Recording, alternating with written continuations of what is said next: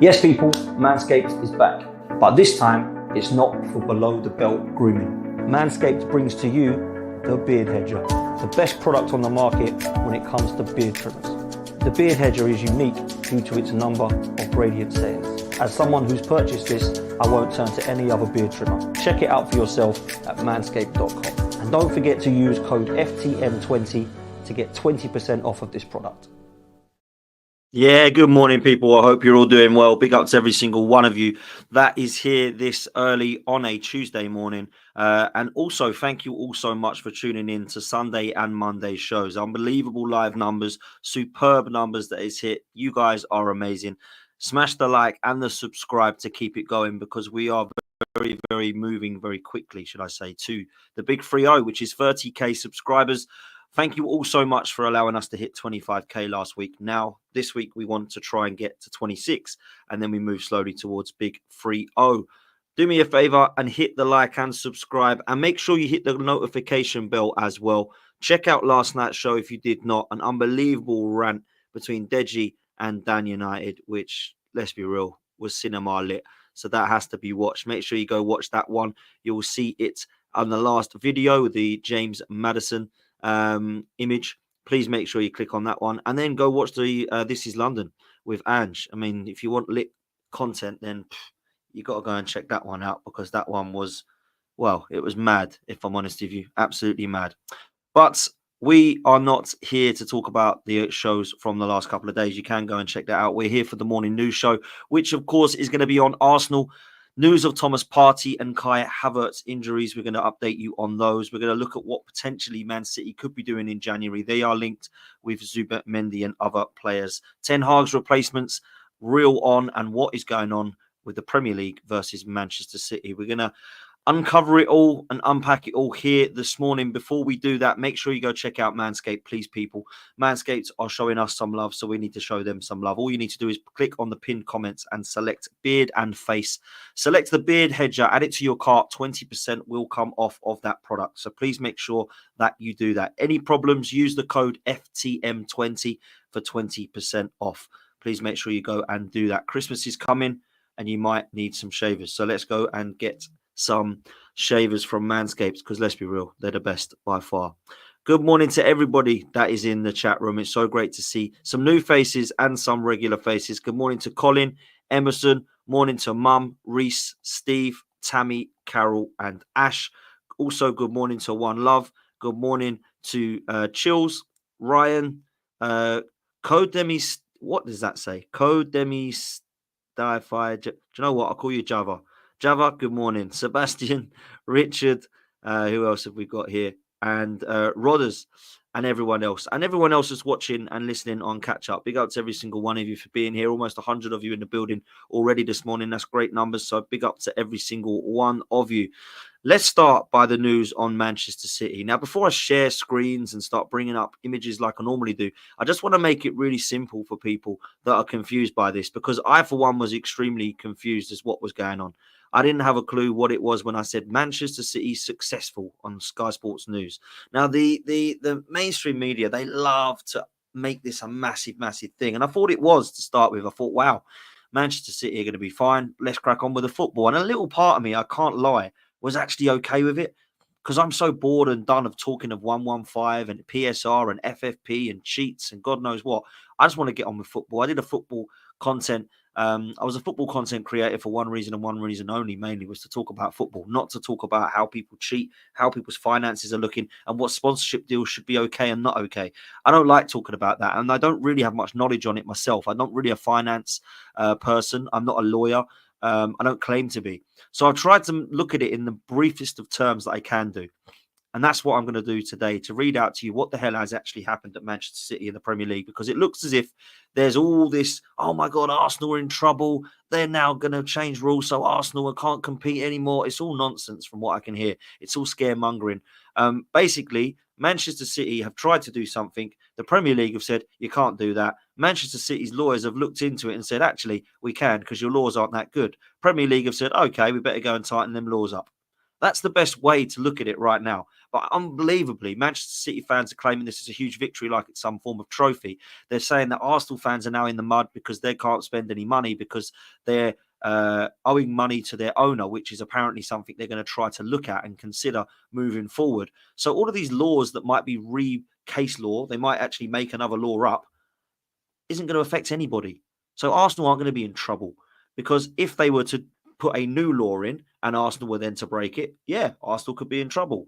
But you can't say, yeah, we made up this law, and 10 years ago when it wasn't a law, you broke the law that's now in place. So we're going to actually, I know you didn't know it was a law back then, but we're still going to punish you. They won't do that, people. So let's just calm down. There's actually not any problems here. And like in the chat, somebody has said, Chills has said, they won 2 out of 23 challenges. So they challenged 23 parts of law and they only got 2 that they saw, well, which they see as a victory. So look, let's just calm down. It's not Manchester City have proven that Premier League rules are corrupt. They've just seen some loopholes and they now need to tighten those laws up if they want to continue them. Or they just scrap them and let Man City and other clubs do what they want with sponsorship deals and money. And to be honest with you, I wouldn't actually care. I really wouldn't. Like, it's still a competitive game on the pitch. They've not made it fair with FFP. They've not made it fair with PSR. There's nothing they can really do to stop it. So just either let clubs spend what they want or make the law and rules clear so that nobody breaks them and it is fair. Personally, the Premier League have shown some incompetence for sure, but I think it's being made out to be a huge, huge big deal when it first broke yesterday. So in brief, Manchester City have claimed a partial victory in a legal fight with the Premier League over the commercial rules governing clubs. It's including 2 large sponsorship deals that the club was blocked from completing. So basically, Manchester City wanted to make 2 sponsorship deals and the Premier League went, whoa, you can't do that. That's not within the rules. An independent panel found that the Premier League's rules regarding APT, which stands for Associated Party Transactions, break competition law in 2 specific ways. The Premier League said the tribunal endorsed the overall objectives, framework and decision-making of the system, and City have made legal challenges against 25 of the regulations in the rulebook. It has now been confirmed that Premier League clubs will hold an emergency meeting next week to discuss the judgment. Now, what that means is they're going to get together and think, right, what we're going to do here, we'd like to put these rules in place, but actually they don't quite add up yet. How do we get these rules added up so everyone understands them? The panel found partly in Man City's favour, agreeing that shareholder loans, where shareholders or associated parties lend to or borrow money from clubs they own, should not be excluded from those rules. So what they're saying is anybody from now on who has a ownership that says, have this money, I don't want it back, isn't allowed. And the Premier League are weighing that up to say, is that a new rule we want to put in place? That's what I can understand. So all of this, oh my God, Cronkies have given Arsenal loads of money, we're now going to get in loads of trouble, is nonsense. Because if the rule comes in place saying, Mr. Kroenke, you can't no longer do that, and we then continue to do it, then of course we'll break rules. But from now on, no, that won't be happening. So will that affect Arsenal in the transfer window? Potentially, depends on how much we put into place and how much we've done of that already. And also how much of what we've borrowed from Kroenke already that we're not paying back counts for PSR. So if we can spend 150 million, but Kroenke's has already lent us 125, we've only got 25 to spend, not 150, if that makes sense. That's what they're trying to bring in. So, yeah, all confusing. Who told people that money was going to improve football? I said it was going to ruin it. Now, don't get me wrong, there's a huge amount of money in the 80s, 90s and 2000s, but it was run a hell of a lot better when Alan Shearer went for a record price of 15 million from Blackburn to Newcastle, and everybody said, my goodness, what a waste of money that is. Not a waste of money, what a lot of money that is, I should say. When Steve McManaman was earning £30,000 a week at Real Madrid, everybody went, what? I only earn that in a year. Now, I mean, crikey. Some people go back further than me and can remember Trevor Francis being the first player to go for £1 million. Some people can remember Paul Gascoigne going from his club to either Spurs or United for $1 million. And everyone was thinking, $1 million? What? Now, wow, look at it. It's absolutely crazy.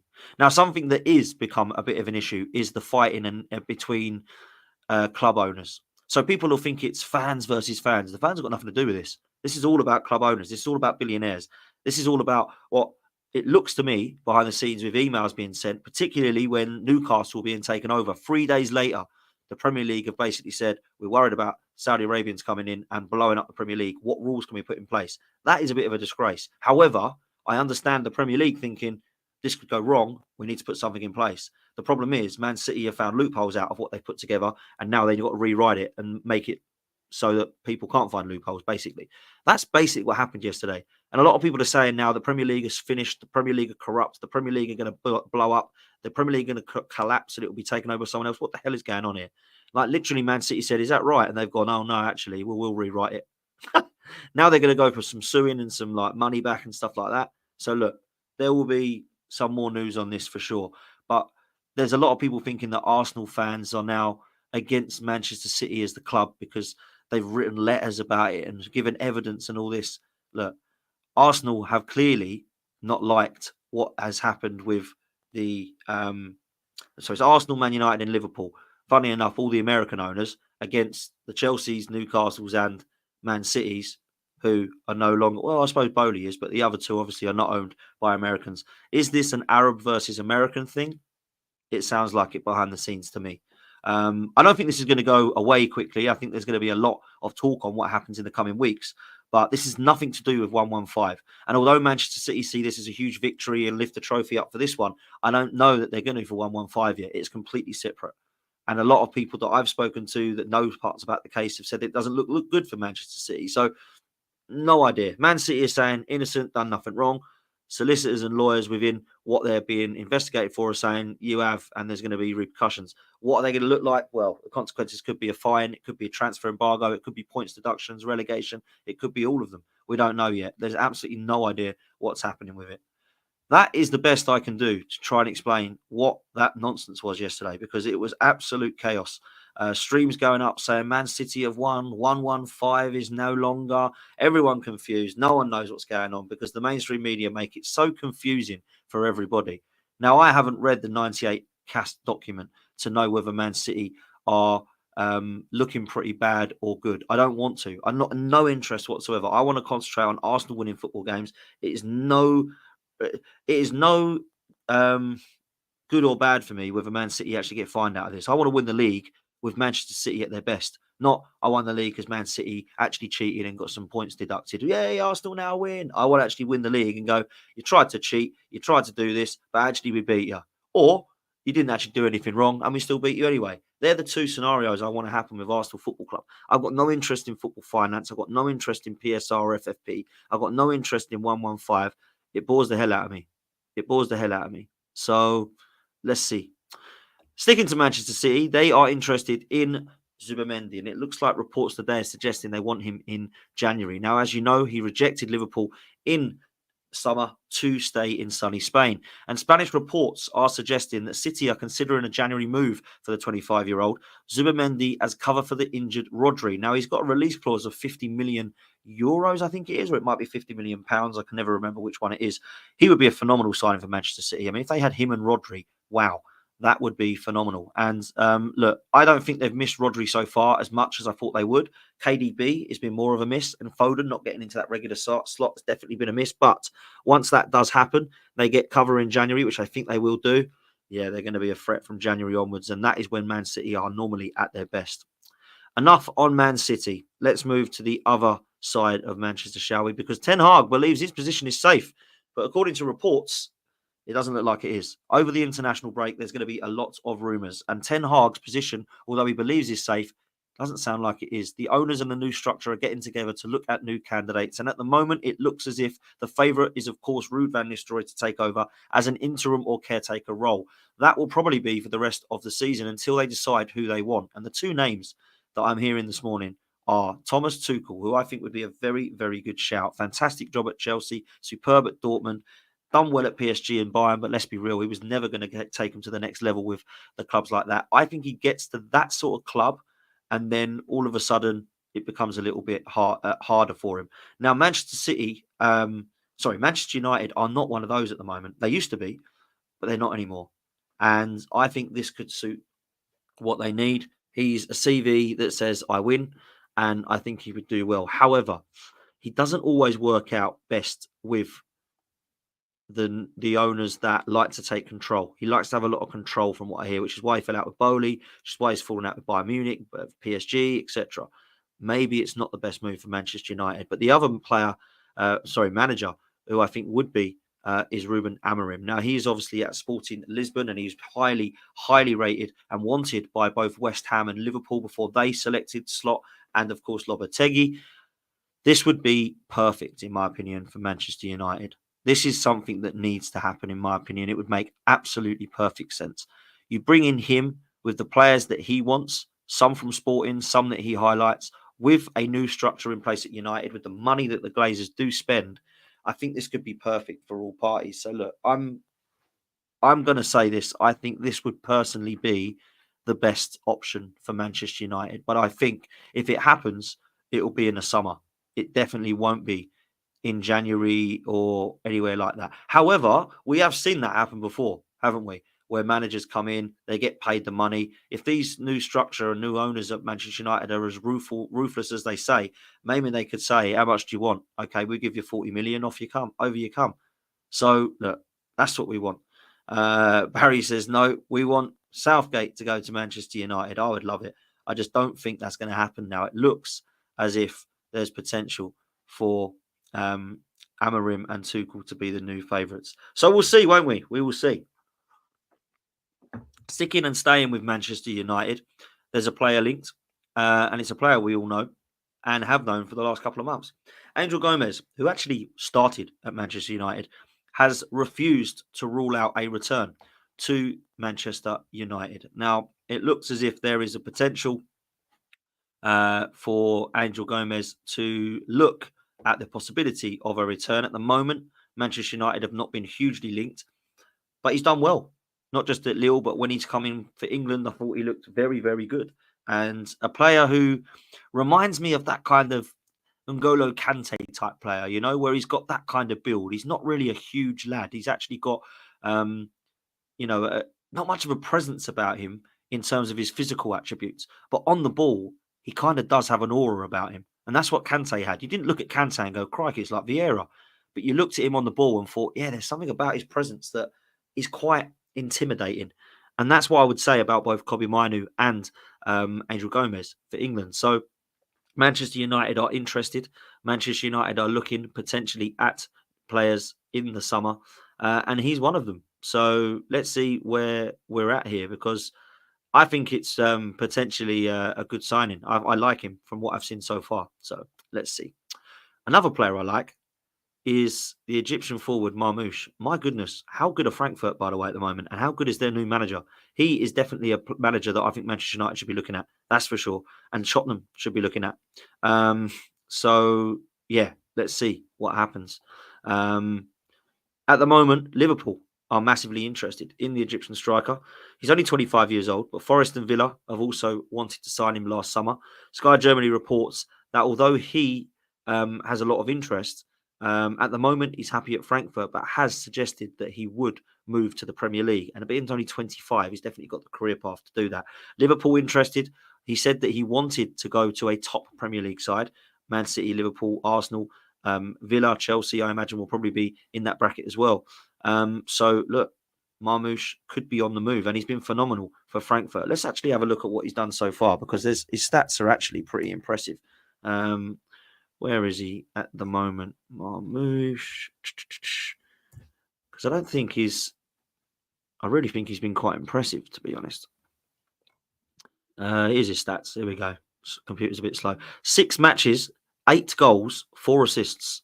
So he's got 12 GA in 6 matches. 12 GA in 6 matches. That's incredible.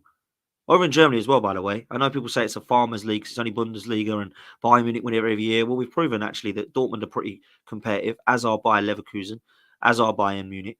And it looks now as if this is going to be incredible, because if this Marmoush carries on, wow, he's going to be wanted by not just Liverpool, but quite a few clubs, that's for sure. So watch what happens here. Also, keep an eye on what's happening with Kudus, not just this season, not just in January, but also in the summer. West Ham are going to price their Ghana midfielder Kudus out of a move away from the club next summer, despite interest from Liverpool, Arsenal, City and Chelsea. Now, Football Insider is saying that at only 24 years old, Kudus has a potential release clause in his contract. I don't know how true that is, whether that's been removed. It was around £80 million. At 24, the guy is a baller. I love him. I think he's a fantastic player. I think he can play right and left. He'd be a phenomenal signing for Arsenal, Chelsea, Liverpool or City. And I think that he will definitely be wanted for sure. I do believe that there's opportunity for him to leave West Ham in the summer. So keep an eye on what might happen here. And keep an eye on what might be happening to Leroy Sané this season. How much is he playing? Is he scoring goals? How's he looking? Because Newcastle are going to be pushing to sign him in the summer.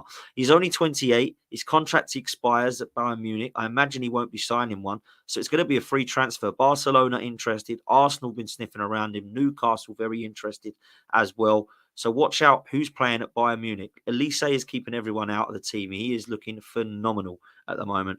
Can't get a real regular place at the moment. Sane, Coman, Gnabry, Elise has been too good. So let's see what happens at Bayern Munich. And sticking with them, Musiala. According to reports, Bayern Munich are ready to make the Germany playmaker Musiala their joint best paid player alongside Harry Kane. This will put him on around about £400,000 a week. The 21-year-old is not thought to be in talks with Real Madrid or Manchester City as things stand. That's coming from reports at Sky Germany, who are suggesting that Musiala is going nowhere. He's going to be the highest paid player at Bayern Munich, £400,000 a week alongside Harry Kane. Look, they need to. He's their best player alongside Harry Kane, so it makes sense. He's one of the ones that people will be looking at and talking about. It is stupid money for some people, but look, this is where we're at now. It won't be long before we're talking about players being on £500,000 a week. It really won't be long. I don't think we're far away at all. This is a top player, a top talent. Manchester City are interested. De Bruyne looks like he's leaving at the end of the season. If they were to get a replacement, I imagine they would want somebody like Musiala. The other player, of course, is Florian Wirtz, who Arsenal have also been linked with. I think Florian Wirtz is more likely to leave than Musiala. I've always said that. I think Musiala being a young German, being happy with his career, already starting in England with Chelsea, as we know. He's come over now and he has been an absolute star. So let's see where he ends up. I think he'll stay at Bayern Munich now. It looks as if that could be the case. Let's move to Arsenal, shall we? Because there's a lot of talk on some injuries. And of course, Kai Havertz was mentioned as being pulled out of the international break with Germany with a knee injury. It is thought, however, this morning that it is not serious. And it might be that Mikel Arteta is playing some dark arts. And I hope that he is. I hope that we are not allowing Kai Havertz to just go along with the international break, even though he's got a knock. I think this one looks as if he is going to be okay. And Arsenal have suggested this morning that he'll be ready and raring to go after the international break. So this is good news, man. This is good news. Really good news for Kai Havertz. So, look, I said last night and on the other shows, I truly believe that Arsenal right now need Kai Havertz in the number 9 to be able to get through and have the confidence of scoring goals and winning games. And I know that others aren't a fan of him still yet, but look, I think he's proven a lot of critics wrong, including myself. I was ready to give up on this guy in midfield. I really was. But he looks phenomenal up top. And as a number 9, I'm a big fan. I've got to say it. I'm a big fan. Other injury news, or is it injury news? Thomas Partey has pulled out of the Ghana international break. Now, don't get too saddened. It doesn't look like it's a huge injury. It looks like it's actually illness. For medical reasons or medical issues, Thomas Partey has pulled out of the Ghana squad. And it looks now like this could be a player that's going to be ready and raring to go once we are out of the international break. I am so pleased he is not going to the internationals. But in fact, it's hardly Ghana that he gets injured with. It's usually Arsenal. He either pulls up in training or he gets out. Thomas Partey will be injured this season. I guarantee you it will happen. But at the moment, it's looking like it's a medical issue and illness, nothing more than that. So he'll be fine for the next game, that's for sure. So look, hopefully we're learning from this. We looked at Ødegaard's situation. We looked at Saka and Rice playing 90 minutes pretty much in both England games by Lee Carsley. Thank you for that, Lee. I think that Mikel Arteta is learning from that and going, look, if you're going, you're either playing half a game, one game and nothing more, or you're staying here and I'm saying you're injured. And I think the players have been told. And if they do go, I think they need to actually sort of play it cleverly and go, not quite feeling right today, boss. Sorry, can I come on for half hour? That's what needs to happen now. Because we've got too many fixtures that are important to us that we have to worry about getting their appearances up for the Nations League. Is Saka's season going to improve if he plays against Finland and Greece? No. Is Declan Rice going to get a better opportunity of winning the league of Arsenal if he plays 90 minutes for Greece and Finland? No. Nobody cares about the Nations League. Nobody wants it. So let's just actually be real about it, right? Nobody cares.